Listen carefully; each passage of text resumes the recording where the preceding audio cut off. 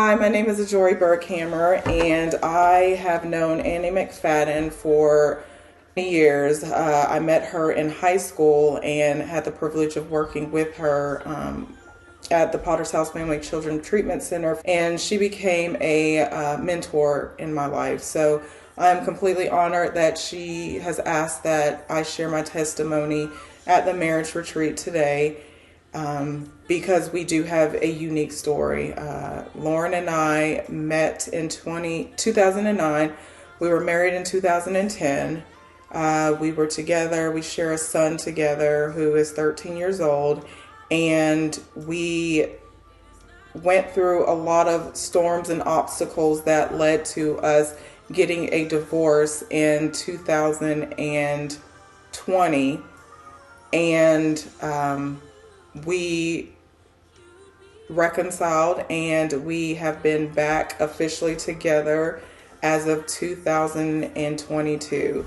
Hello guys, my name is Lauren Burkhammer. I'm the husband of Jory Burkhammer, my beautiful wife. Today, like I say, we just want to kind of give you our testimony and what life was like when my wife and I met, and some of the obstacles we faced in the early part of our marriage. And to get us to where we are today, to where we're living a very Christian life, a very wholesome life. We have a beautiful son, a beautiful marriage, a very godly respect of each other. We have never had full support of family going into our marriage from the beginning. And so the tension of family continued to weigh down on me. I felt like I was trying to please my husband, but at the same time I was trying to please my family. Lauren did not know. I mean, he knew that we were struggling as a couple, as a marriage, but he did not know that behind his back I was privately talking to divorce attorneys. I hit him out of nowhere. I told him that I was unhappy, that it had been like this for years. We were still staying in the same home with our aunt, and I asked him to move into the guest room and tried to completely distance myself from him, to try to make him as angry as he could be towards me so that it would be easier for us to split. I always knew that God was in me. He had a purpose for me, and he was the anchor of everything. With as many types of trials as I've been through my life, I've learned to sit still and be still and wait for God in hard times. And as my wife had mentioned earlier, just when you think your ship is sailing smooth, here comes a giant wave in the ocean and completely capsizes your boat. In my mind, in our marriage, I thought I was doing everything right. I'm showing love. I'm loving on my son. Cooking breakfasts and dinners and walking breakfast out to her car in the mornings before she goes to work every morning. Waking up early to make sure it was hot, so when she went out the door, she wasn't just carrying her work bag, she was carrying a meal that I'd woke up and prepared. Writing notes inside my son's lunch to pick him up. But what I come to realize in hindsight was, during this whole time, that in my flesh and in my mind, I thought, I'm doing everything right. What more could a woman ask for? And although I believed in my heart that God has always been with me, it doesn't mean that I've always been obedient. And sometimes you can get comfortable, and I found that I was more comfortable in my flesh and in acts than I was being comfortable in reading the Word, fellowshipping, going to church, showing up and showing out. And what I realized when Jory came to me and said, I'm not happy and I haven't been happy for a long time, I had to really look in the mirror, because there were literally no signs up to this point that what was about to happen was going to happen. I was not, in fact, living according to the Bible. You can believe in God, but you have to believe in what he wants you to do. It can't be a lazy love. You know, to truly know and love God is to abide by what he wants you to do. And I simply left that part at a surface love. And in a marriage, I think that it's foundational to have a good marriage that a woman can look at her man and say, my man is a man of the Lord. It's expressed through his actions. It's expressed through the way he loves us. It's expressed through the way he prays over, and it's expressed in his sacrifices. I felt like this time when I was asked to walk out the door and go leave my son, who I checked on every night, it was like ripping my heart out. To leave my wife and have her appear to me as a complete stranger within 2 days. Someone who I would say, I love you. And it was like God created a brick wall for this time period. And this is 12 years into our marriage. And you would think, you guys have got it all. You know, we were happy, you know.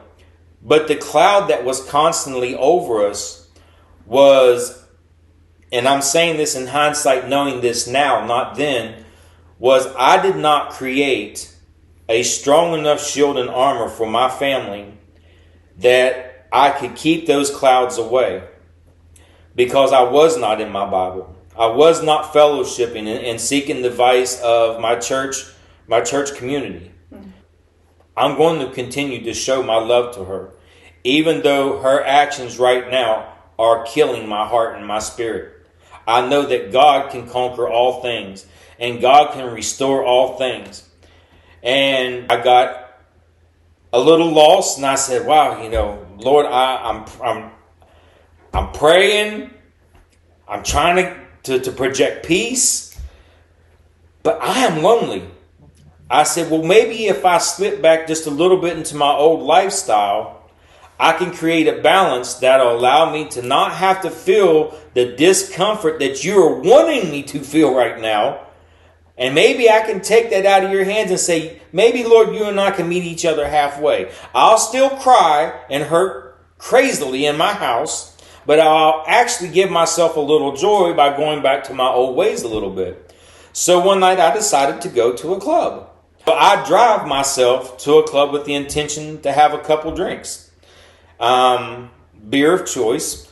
I got 2 beers into my night, which only lasted 2 hours. And I have no memory of the next 6 hours. It's like God brought a veil over me and erased 6 to 7 hours of my existence. The next day, I wake up in jail. How did Lauren Burkhammer get in jail after drinking 2 beers? Well, what happened was when I went to this club, I went there cocky. I went there in a very worldly spirit that I'm tired of being beaten down. I'm tired of crying. I'm going to get it all out here. In that process, I offended many people in this club without knowing it. And someone decided to slip something into my drink. And it made me forget the next 6 to 7 hours. In that 6 to 7 hour blackout that I have no memory of, I apparently got in my car, left the club. For some reason, I took a right in a direction I've never taken in my life. I took a right, and within 300 yards, I rear-ended another vehicle at the stop sign. In my current condition, I backed up and drove off. So now we have a hit and run. I continue my way halfway back to Winder, and I park in a library parking spot, turn the car off, and I pass out. The next morning, the cops actually came, and they knocked on the window and hauled me out. And they took me to jail instead of taking me to the hospital to confirm that someone in fact slipped something in my drink. But it was that point that I recognize now again was a blessing. And it was actually my wife who came and got me out of jail. We went to my car and I saw the whole entire front end of my car smashed in. I said to myself, what happened? How did I make it out of this car? Mm-hmm. And when I got back to my house and the car was still impounded, now I'm in the forest with the cows, the woods, the dark, and I have no transportation either. So now God really put me in a spot. And I know it was him. And I said, I was angry at first, but then again, like I've always said, God's been my anchor, and I've always been able to submit and say, Lord, this is what you've wanted to happen, and I will accept the outcome, whatever it is. But I also had a light bulb to go off that said, God must have put his hand in front of my car, went bam, and stopped me instantly and said, I allowed enough to happen to you tonight that I hope you got the message.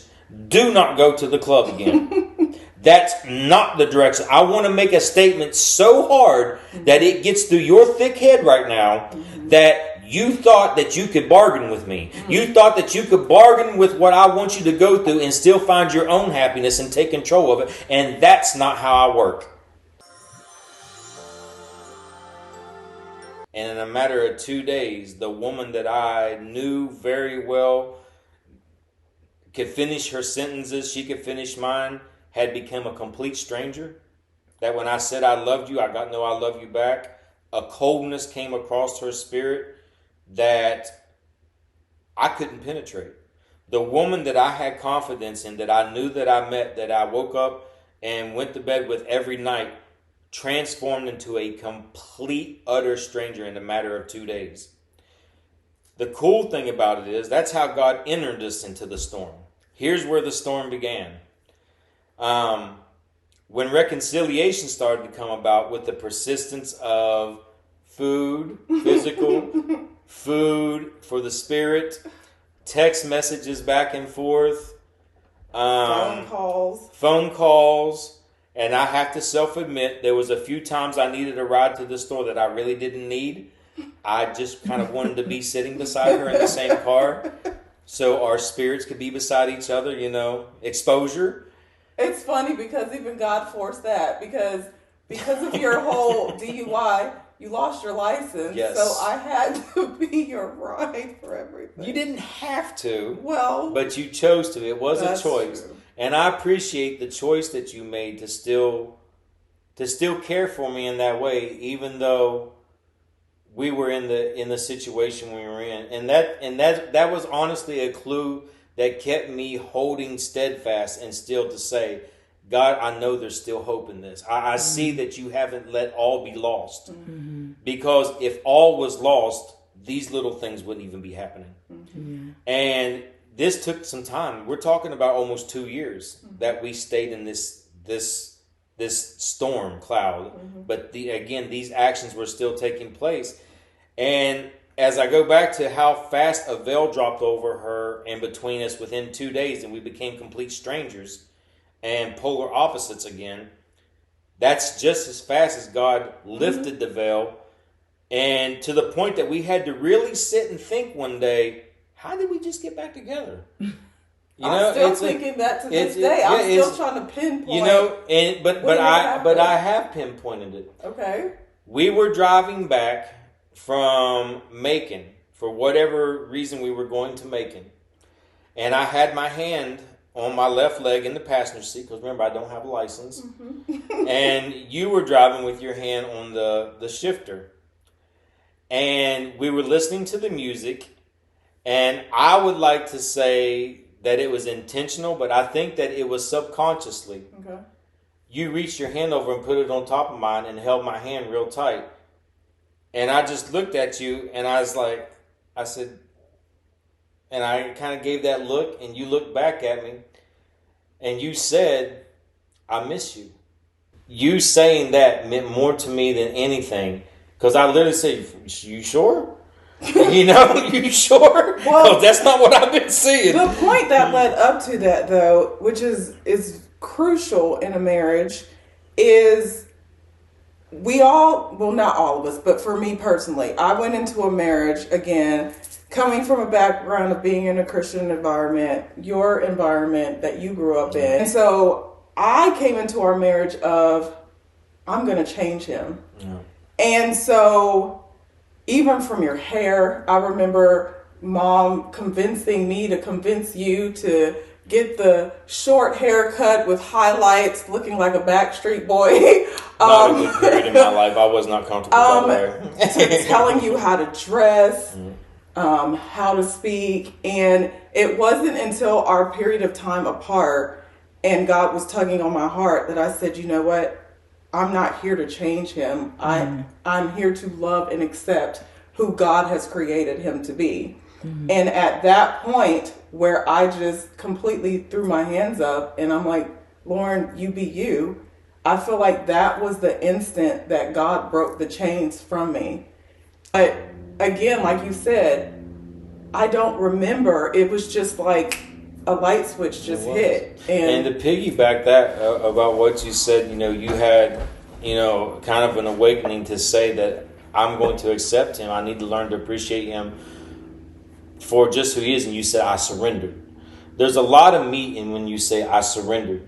Because simultaneously, what you didn't know, and I think I told you about this later, was I had been steadfast in my journey in the wilderness in my house over there that I called the wilderness, my time in the woods. I was praying every night. I was sending you the text. It wasn't even 2 days that we're in the car and this happens, and out of nowhere, because I did not expect you to do that you reached over and grabbed my hand. And from that moment on, everything kickstarted, because right after that, you had your surgery. And you opening yourself up to me in that way, it stuck with me. I'm like, okay. I said, so I pray for 2 years. Text for 2 years. And then when I say I'm done, I give up. I get in the car the next day, and now she wants to hold my hand and say, I miss you. But what? And in hindsight, and I could be wrong, God correct me if I am, that's what he had wanted the whole time. Even from the beginning of us being together. All he wanted us to do, I need each of you separately. Surrender to me. Say it from your mouth. Don't think it. Say it. Say I surrender. Yep. That's when God really opened it up. And from that and me coming over and us starting to interact again, we agreed, I think after that we was going to choose 2 nights out of the week to have family time so Noah could have his mom and dad in one spot together. That only started to strengthen that wanting to be around each other more.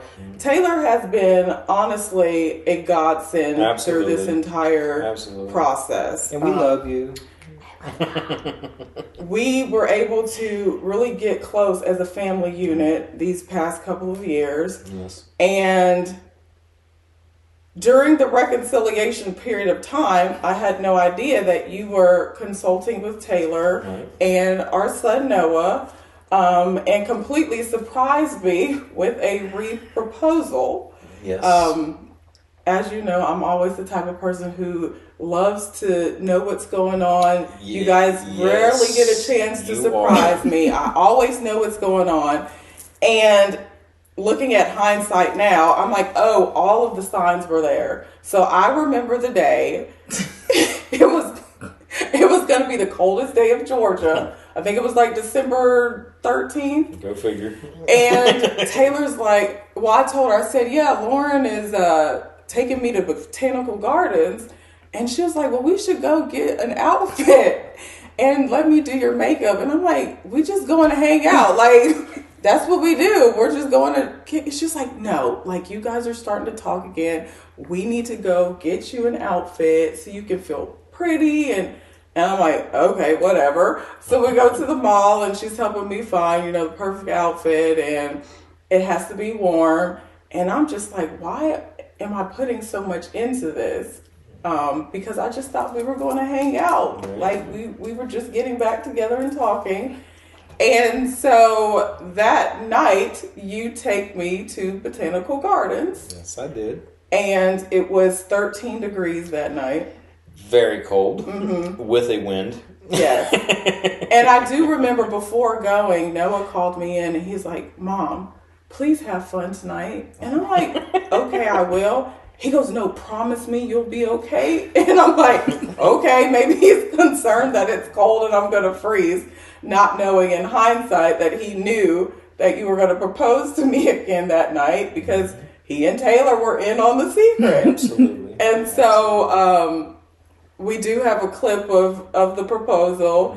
And when you look at my expression in the video, I was nervous. When I go back and look, I'm like, oh my gosh, like I look so sad. But it wasn't that I was sad.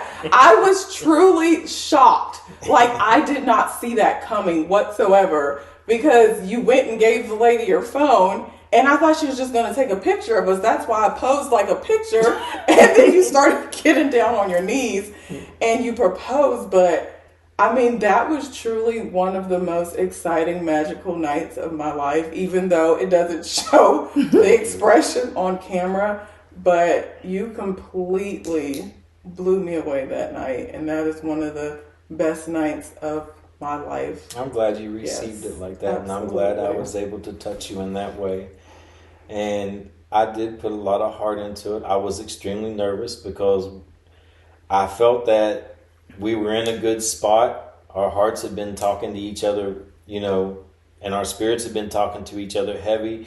We were seeing a change in Noah that was where we both wanted him to be as a parent. And I could see the sparks of love and fire truly come back in. And so going into, again, God bringing us into the family unit that we have, I was still praying because, like we said, Dorothy was still living here. So I was still praying, Lord, I know there's still one more piece of this marriage that you're going to have to take care of. However, everybody knowing me, I don't like to offend people. I don't like to have confrontations. So I'm like, God, please show me how we're going to separate from Aunt Dorothy without me having to be confrontational about it. And of course, God is a humorous God. Yes, he is. And so I didn't realize at the time, but he was going to make it so that the room she was staying in would have to be occupied because another member of the family was going to need that room. Yes. And so I completely remember the beginning of the next step of our journey. So Taylor and I were working, and she asked me for a Bible. And so I had a women's Bible that I had used from high school through now, and I got a new Bible, and I said, well, you can have this Bible because it has study guides in it and daily journaling and stuff like that. So I gave her the Bible, and we were getting ready to go on the cruise because we decided we were going to take our first family cruise together, you, me, Noah, London, and Taylor. And so we were prepping for that. And so Taylor comes to me and she says, what is this? And I'm like, what is it? And she had a little piece of paper folded. She goes, I found this in the Bible. And I said, well, let me see it. And she opened it up, and they were baby names. And I said, wow, I remember putting those names in the Bible many, many, many years ago because we always wanted to have more than one son. And she was like, are you pregnant? And I said, no. No. I said, well, maybe it's a future for you. God is revealing that you're going to find your husband soon. And she said, nope, it's not for me. And so I was like, wow. So she gave me the names, and I just kind of put them on the nightstand.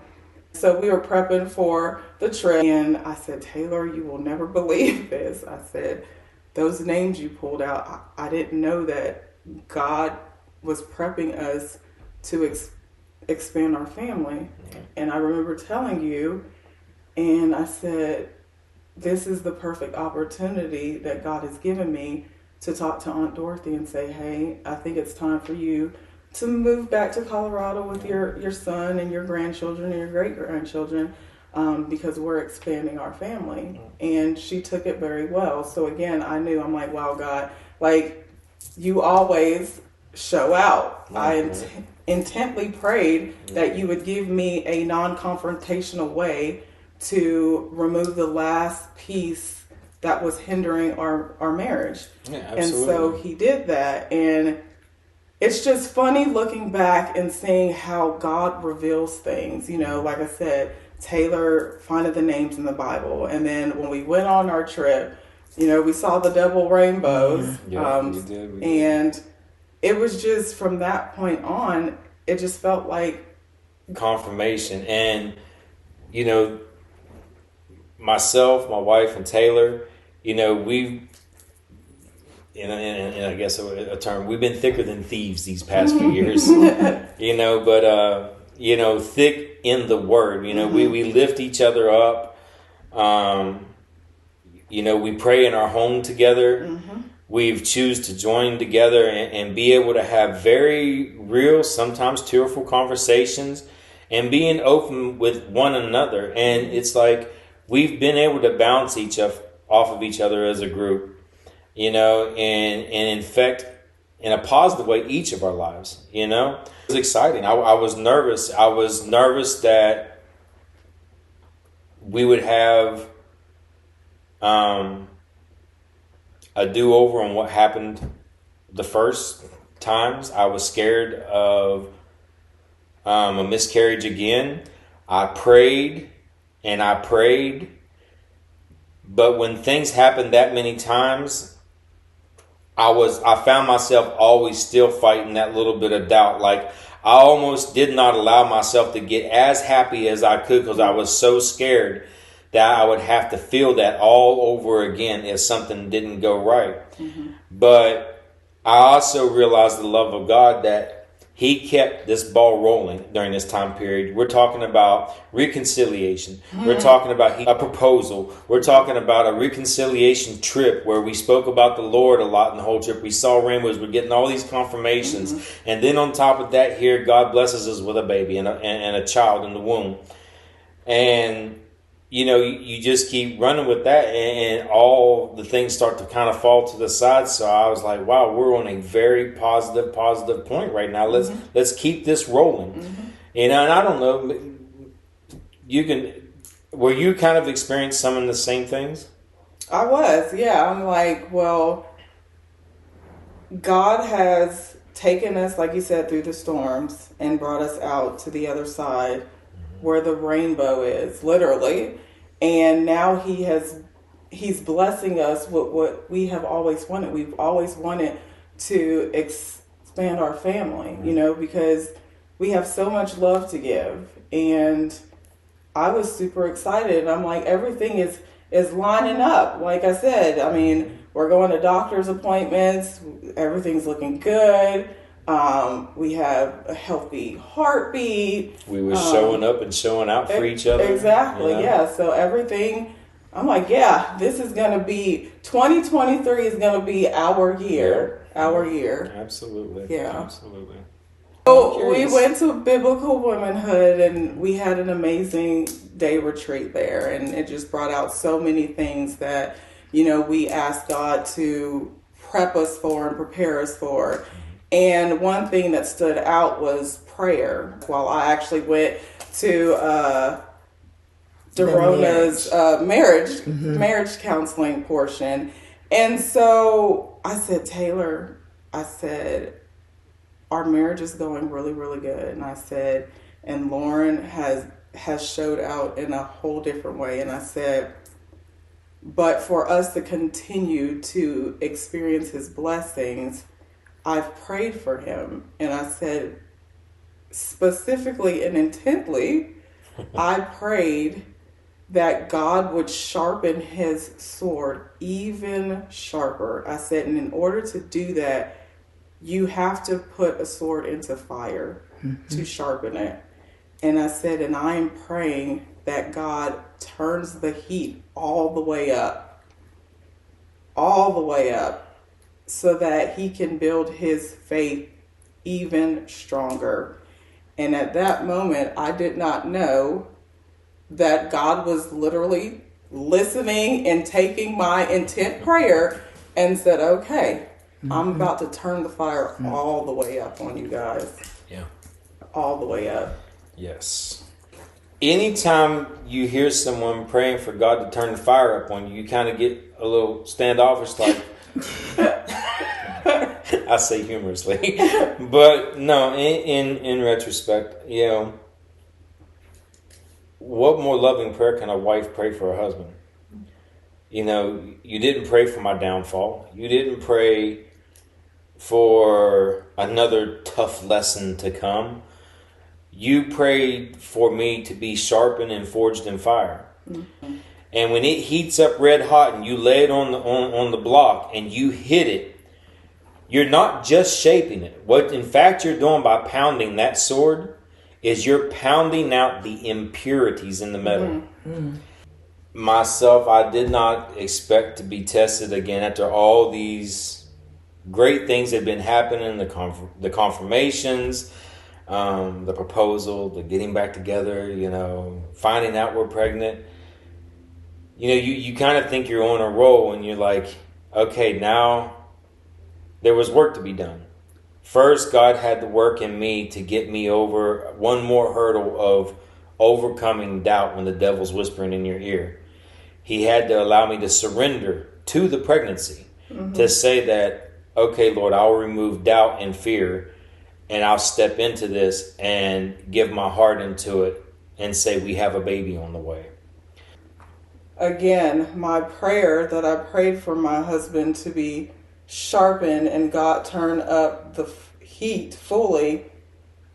In hindsight now, I can completely see that prayer, God did exactly what I asked, but I had never in the wildest imagination thought that it would be in the result of losing a child. Yeah. So we come to the next part of we have a baby on the way. Everything's going good. God has done his work on me with doubt and fear. We're going to all of our checkups together. Mm-hmm. We're supporting each other. We're coming up with baby names. We're having baby showers. Baby reveal. Find out our child's going to be a boy who we settled on the name Johann Camden Bland Burkhammer, you know, which, you know, we tied into the history of the family and those in my family's history that were men of faith as well. A lot of excitement. Mm-hmm. You know, at this time, both of us kind of calmed down and settled into the pregnancy and was just ready for the process to come to completion and see our little bundle of joy. So, like we said, it was about week 22 that we went in for a checkup, and I was doing blood work. Mm-hmm. So we already had received the blood work back that Johann did not have Down syndrome. Right. And so they were doing another blood work to look at possibly spina bifida. We've been praying, the church has been praying, the community's been praying. Dr. Pitts prayed over his spine. It's not his spine. And so we get the results back, and sure enough, it's not his spine. His spine's perfect. Yep. So at this point, we're like, okay, there's nothing physically wrong with our baby. And then we go in for the check that Lauren's speaking about the weight. So we get in, and our physician says, you know, your baby's not gaining any weight. And that was the reason for the elevated blood work that they thought was spina bifida, but it actually was that the placenta was failing and not producing the nutrients from the umbilical cord to give Johann enough nutrients to continue to gain weight in the womb. Right. Unfortunately, we got to a point where it became really dangerous for Jory to be at home away from the hospital because of, you know, heart rates dropping in the womb and the concern with the blood flow going to Johann. So they decided to admitted Jory into the hospital, and we were in there for what, about... I was admitted in October, and our due date wasn't until February. Yes. But for those 2 months, I stayed by her side every single day, because they elevated the concern to the point of at any time something could happen, whether we had to deliver early and you're going to have a preemie, or you could have a stillbirth, or the baby's heart could stop. We were on edge hour by hour for weeks on weeks. Jory goes into the delivery, and Johan is born.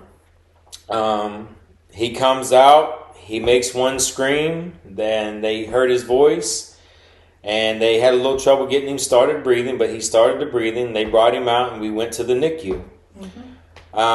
The first report we got on Johan that day was everything looks good.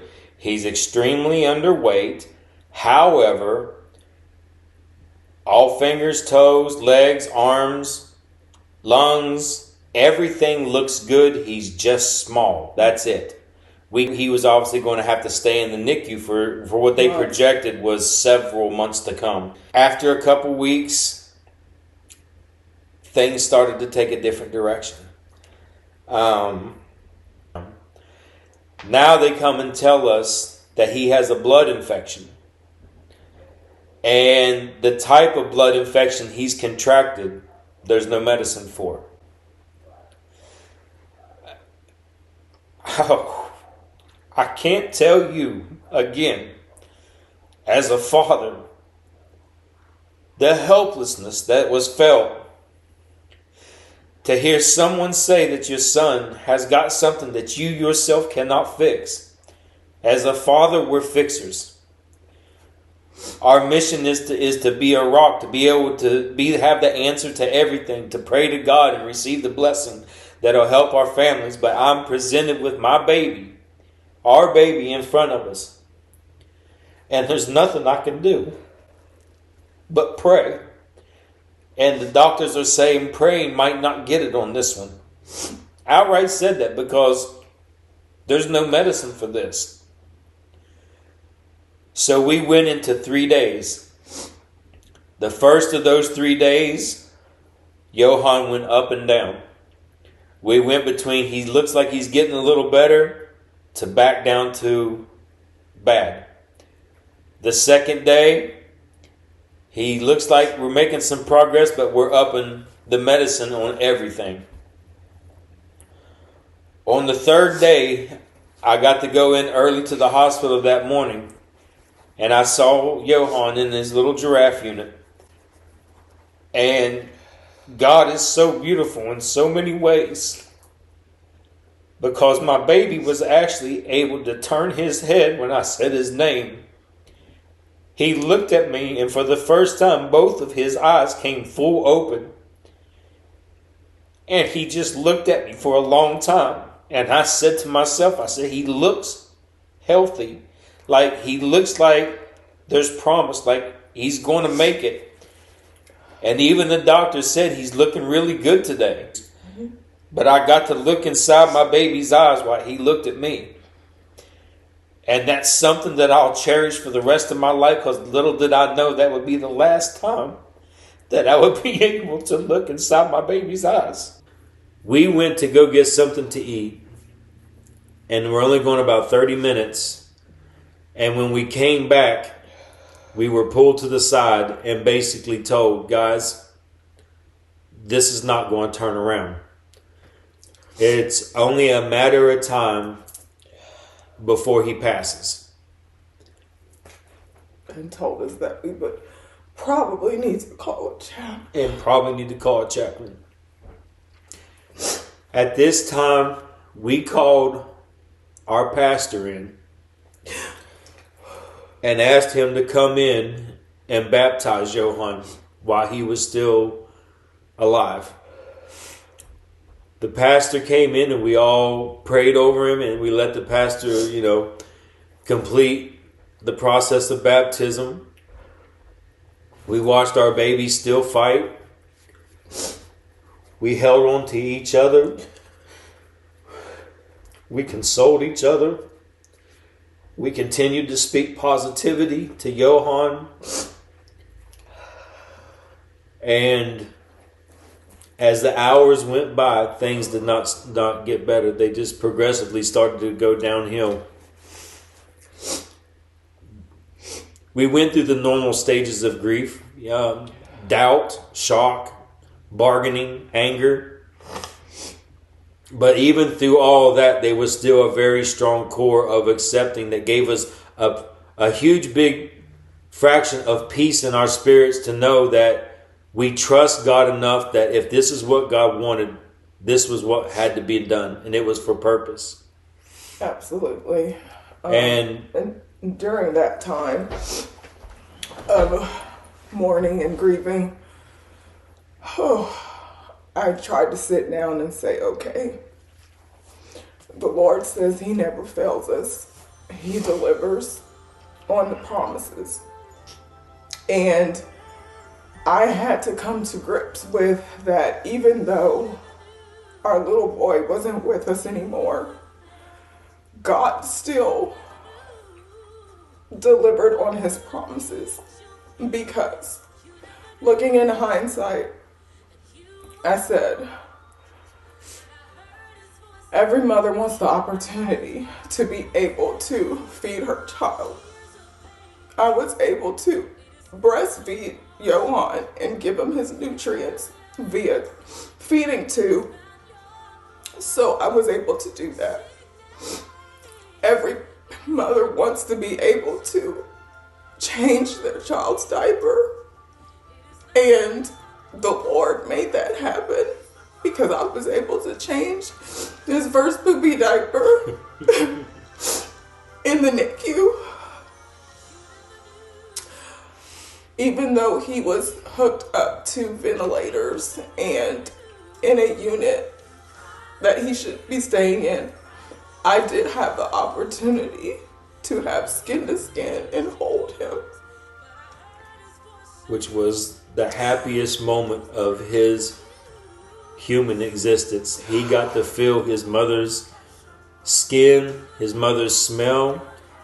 We have video where his little fingers were scratching on her chest and feeling what mommy feels like. So in a sense, everything that could be fulfilled was fulfilled in a 23-day period. Including the fact that after the proposal and us finding out that we were having another child, we said we were going to have Johan as the ring bearer. Yeah.